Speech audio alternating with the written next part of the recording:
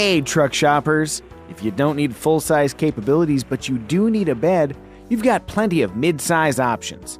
Let's see, Chevy Colorado, GMC Canyon, Toyota Tacoma, Nissan Frontier, Honda Ridgeline, ooh, Jeep Gladiator. But honestly, your car shopping homework isn't complete until you've examined the Ford Ranger. Ah, Ranger. You left for 6 years and expect us to just welcome you back? Okay then, welcome back. Among mid-sized pickups, the reborn Ranger is notable, both for what it offers and what it doesn't. You want a V6 engine? Maybe a diesel? Move it along now, nothing to see here. At least at launch, the Ranger comes with one powertrain, a 10-speed automatic transmission linked to a 2.3-liter EcoBoost 4-cylinder used in a variety of Ford products but modified for truck duty, with a forged crankshaft and forged connecting rods. Wait, was that the Focus RS? If driving a truck with a boosted 4-cylinder sounds like a bummer, remember, the Ranger can tow a hefty 7,500 pounds when equipped with the tow package. That's much more than a Frontier or a Tacoma. Yeah, you can haul an extra 200 pounds with GM's 2.8-liter diesel, but the point is, regardless of what's under the hood, the Ranger is a numerically capable pickup truck. Want even more numbers? Okay, the Ranger has a best-in-class 1,860-pound payload capacity. It's also efficient. Those city figures are about the best you're going to find in Truckville. Interestingly, despite being turbocharged, Ford recommends you fill your Ranger with 87 octane. That should save you a few dimes at the pump. Okay, so you don't have any decisions to make in the engine bay, but you can choose the body and bed layout. The Super Cab includes 2 cozy rear seats accessed through small rear doors, plus a 6-foot bed. If you favor sentient payload, choose the roughly $2,200 pricier Super Crew, with its roomier 4-door, 5-passenger cab and shorter 5-foot bed. Riding atop a fully boxed steel frame, the wheelbase and total length are identical with either version. Size aside, the bed is a reasonably functional space. You have a step here so you can go over the top, but if you pull down the tailgate, oh boy, that is undamped. You can use the corner, getting a little bit of a leg stretch, but it's not too hard to get in. Standard tie-down points, you got a little spot here, here, and up here, and you'll notice this is a factory spray-in bed liner. In fact, they even have a little sticker up here that says Tough Bed, just to let everybody know that you sprung for the Ford accessories. Yeah, you can put some stuff in here if you want. Cool. You know, an optional bed step a la the F-150 might be nice. Maybe they'll save that for the mid-cycle update. Where interior functionality is concerned, the rear seatbacks flip forward, revealing, well, really nothing at all aside from the jack. You can also flip up the seat bottoms to reveal these hidden storage areas. And they're plastic, so you can probably get them real filthy. Fish will go there. For those truly committed to the cargo hauling lifestyle, the Super Cab offers a rear seat delete option. Friends? Who needs friends? Venture past that sad, friend-free cargo zone, and you'll find rear glass featuring an available manual sliding rear window. Ford is not the only manufacturer whose rear slider operates manually, but a power slider still would have been nice. The rest of the interior is marked by cubbies, cup holders, modest center console storage, and simple controls. The interior doesn't take any big swings in the looks or functionality department, but it works well enough. In terms of occupant space, I, the quintessential average American male at 5'10", fit fine. There's some nice soft space here for my elbows. There's a lot of hard plastics if you poke around, but on the Lariat trim, at least this part is soft with some stitching.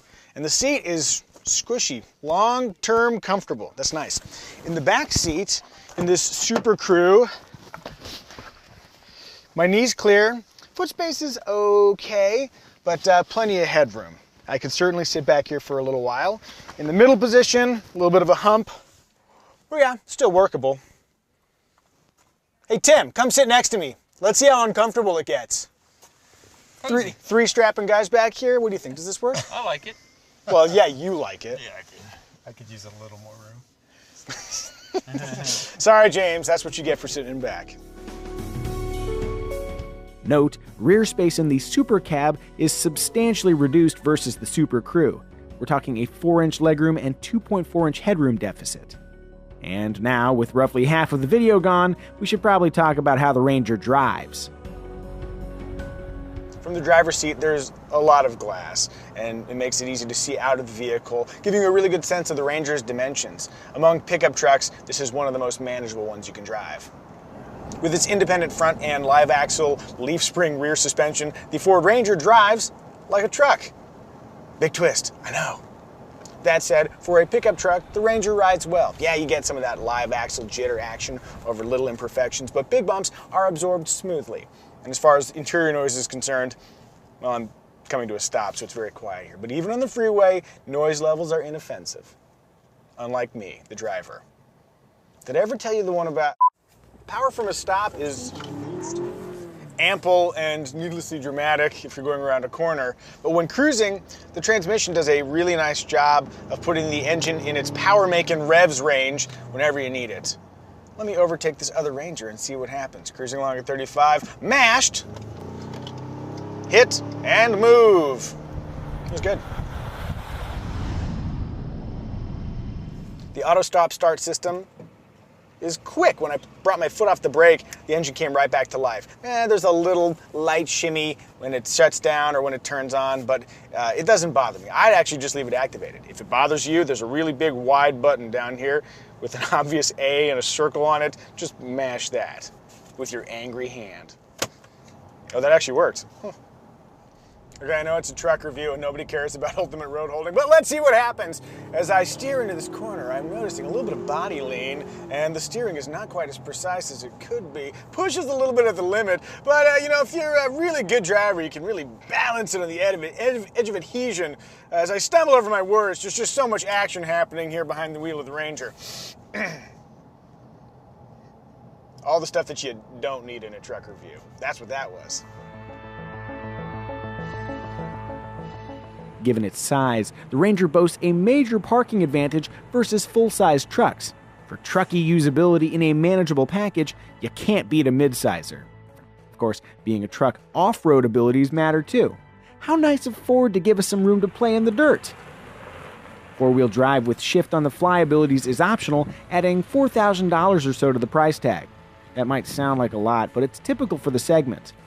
An electronic locking rear differential is also optional, but to really spark your Ranger's off-road credibility, spring for the $1,300 FX4 off-road package that adds an off-road tuned suspension, skid plates, this all-important sticker, and Ford's terrain management system. Choose between grass, gravel, and snow, mud and ruts, or sand, and the Ranger will adapt its throttle response, transmission, and stability control behavior accordingly. Another off-road feature is trail control, a system that manages braking and acceleration for the driver, much like cruise control for the dirt. I've already experienced trail control in the F-150 Raptor, and while it might be nice for people who are new to off-roading, for seasoned off-roaders like myself, it doesn't make much sense. Now, if you'll excuse me, I'm going to go get this thing high-centered on a berm.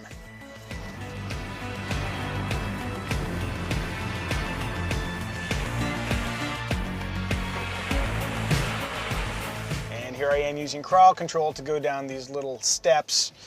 Got to set it 1 mile per hour. I don't have to touch the brake or the throttle, and I'm just using the steering wheel. I'm only 1 step more involved than you are right now. Hey Mike, you want to take the wheel? I'm now exactly as involved as you are. But I'm sure it's great for amateurs. Including destination charges, the least expensive rear-drive Ranger XL Super Cab starts around $25,400 and includes 6 airbags, trailer sway control, automatic emergency braking with pedestrian detection, power windows, mirrors, and door locks, and a basic 4.2-inch sync infotainment system. That pretty much covers the essentials aside from cruise control, which is optional. But if it were me, I would definitely upgrade to the 8-inch Sync 3 infotainment system with a well-sorted interface and Apple CarPlay and Android Auto compatibility. It also has Alexa voice recognition. if you're into that sort of thing. Alexa, justify your existence. Suspiciously quiet.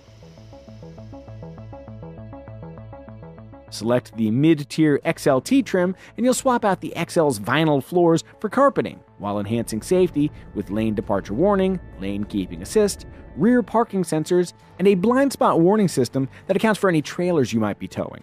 Neat.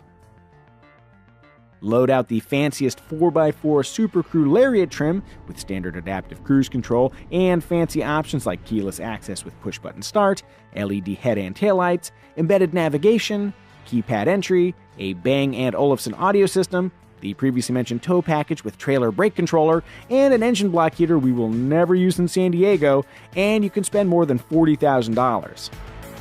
As you'd guess, there's various dealer-installed options and appearance packages to further customize your Ranger.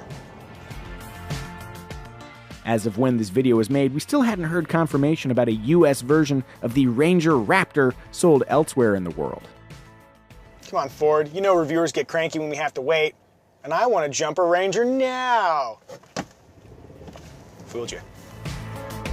Among Ranger competitors, the GMC Canyon and Chevrolet Colorado each offer a lower base price, but also less standard horsepower. The Toyota Tacoma is less efficient and similarly priced to the Ranger, but with long-term value bolstered by superior resale values. The Nissan Frontier is old, but maybe you can find a deal on one, and the Honda Ridgeline is pricier than the Ranger, but less truck-like, in all the good and bad ways you can imagine. Oh, and at press time, we hadn't driven the Jeep Gladiator yet, but something tells me it's going to be much pricier than the Ranger. Sweet top action, though. Bottom line, there's a mid-sized truck for every taste.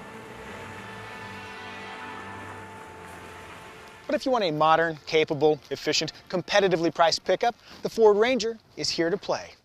And now if you'll wait just a moment, you'll be treated to a truly undignified post-credit scene. And check back here soon for a full review. I promise I'm going to make Micah drive it like a madwoman with a wig on.